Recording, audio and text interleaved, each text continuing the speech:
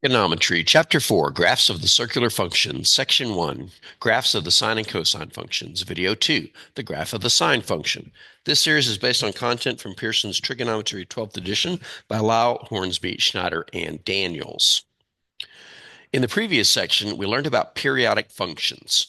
A function f of x is periodic if there exists a real number p equal to 0, not equal to 0, excuse me, such that f of x plus p equals f of x for all x in the domain of f of x.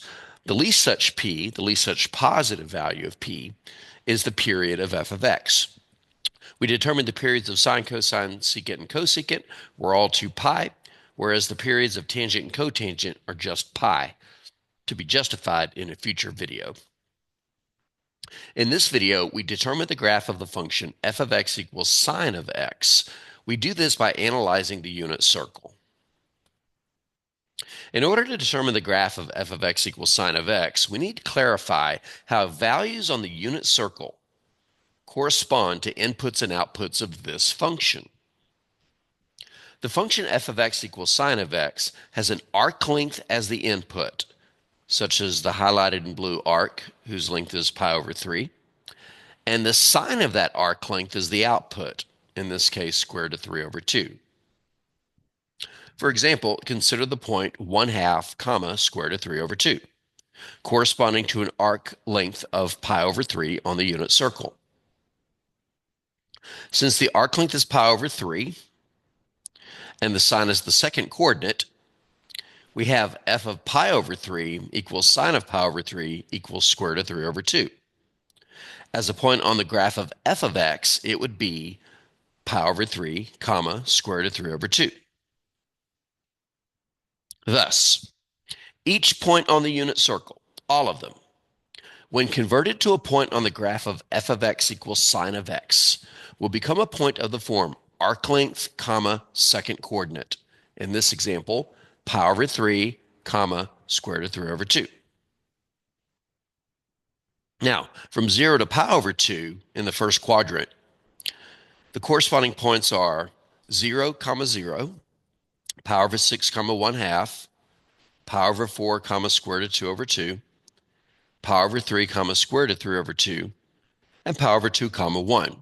So again, each of these points on the unit circle, we take the arc length as the first coordinate and the sine as the second coordinate. Get these 5-ordered pairs over here. Now, similarly, we can convert every point on our unit circle to a point on the graph of f of x equals sine of x.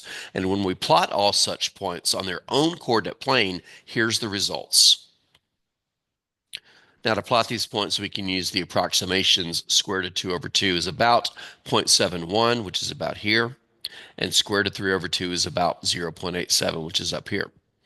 So we get this nice little curve. Now, smoothly and continuously connect these points, and we get the graph of f of x equals sine of x. Connect them smooth and continuous. Smooth means no sharp corners, and we get that. Now, this isn't the entire graph.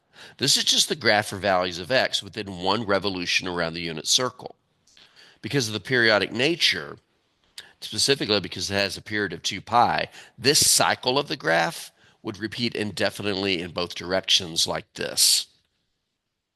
It would go to the left forever, it would go to the right forever, and every 2 pi it would repeat.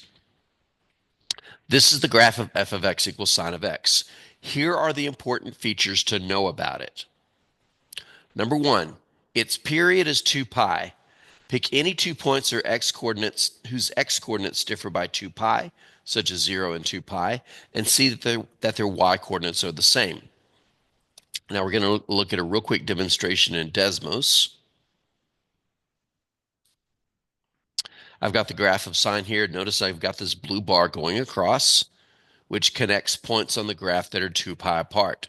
And as I move this bar left and right, notice that at any point that I stop, such as, we'll say here, the difference in these x coordinates is 7 pi over 8 minus negative 9 pi over 8, which minus is plus. 7 pi over 8 plus 9 pi over 8 is 16 pi over 8, which reduces to 2 pi. And notice that they have the same coordinates. the same y coordinates.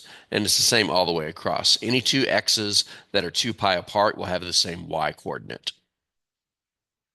That's what it means to be periodic.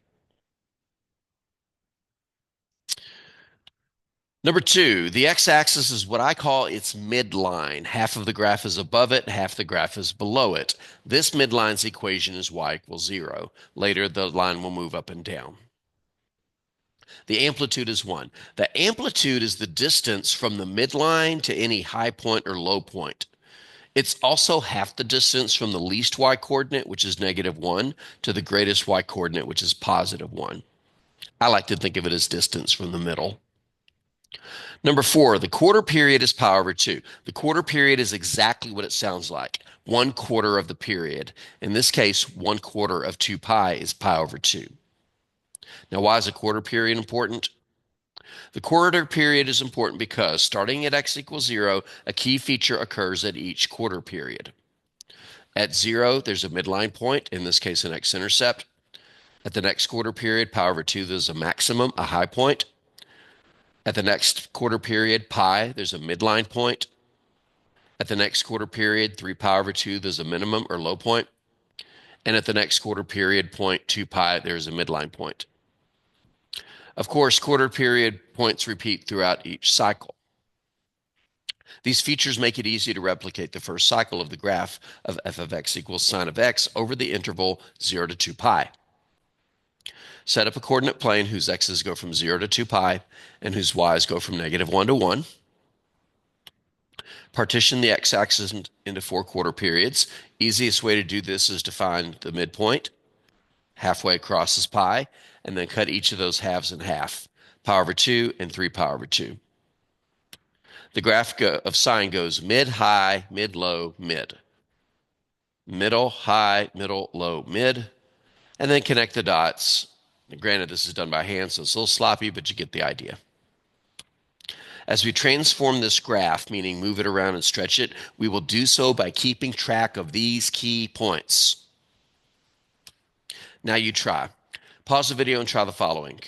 For the function f of x equals sine of x in its graph, what is the period, quarter period, amplitude, midline, and starting at x equals 0 and going for one cycle?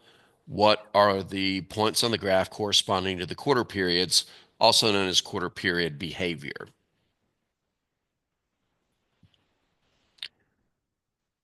Spoiler alert, in case you have not paused the video and tried to answer these questions, solutions in 3, 2, and 1.